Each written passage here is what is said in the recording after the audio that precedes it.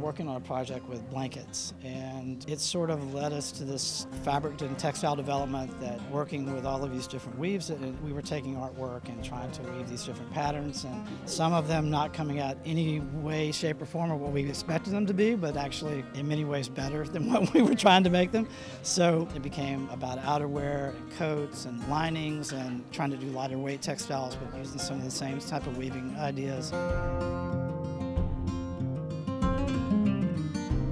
In some ways, it starts even in sort of home furnishings with the blankets, you know, that sort of thing we were trying to do for our stores. And then you start working with the wallpaper prints and things like that, that sort of were influenced by sort of botanicals I saw in this thrift store that was this fox, but it was under glass. And so we took the fox and started to play around with that. And then I remember seeing these birds that were sort of in a bottle, and that, it was just interesting. So our artist that works with us, he just started doing some incredible sort of artwork, and we were able to put those things in different weaves, different prints. That part of the process is my favorite part. It's watching all that come together, because it's not where we start, it's where it kind of finishes.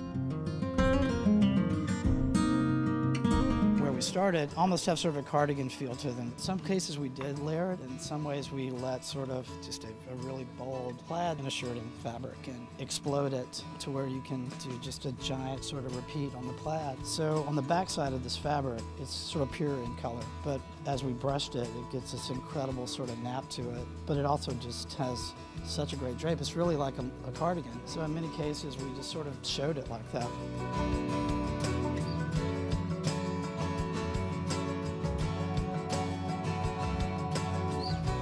We did strip down the accessories. There's actually not one bag we're showing in the show. There's no jewelry, but I wanted to just not clutter it. You know, I thought that there were so many bold patterns in the clothes and so many different textures that we were mixing that I felt like maybe that was enough. Let's let those pieces sort of stand on their own and let people absorb it and not let the, you know, the bags and things like that get in the way.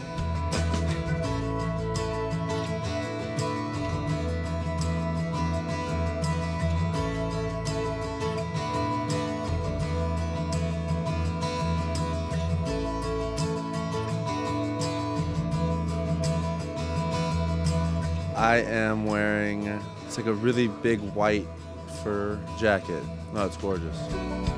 I just think everything Billy does is really man-tailored, but still, it looks super rad. I could throw it in with a lot of different stuff. I'm wearing a really nice beige coat, kind of go down to the knees with some gray pants and some nice brown leather boots. It's really big, so can put a lot of layers under it. I think it's cool because back home in Montreal it's very cold, so I can imagine putting one of these coats for sure. I'm wearing a leather jacket with a rabbit fur collar and another jacket on top of that. Layer on layer, you know, a lot of layers. Winter time. It's really cool looking. Very warm. I like it. I would definitely wear it.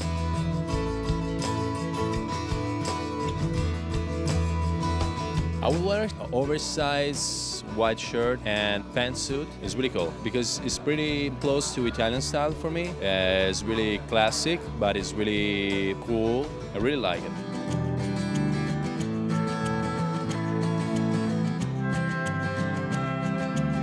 Our customer over the past few years has really responded well to luxury from us, whether it be a touch of fur in the collar, whether it be leather or hand-knit cashmere. Those sorts of things have been where we've seen the best growth in our business, which is great to see for us because those are some of our favorite pieces to work on, so it's fun to see that. So we've really tried to build more of that into the collection, show more of that during the show. I think it's really helped us figure out what it should be, you know, what people responded to. That always helps.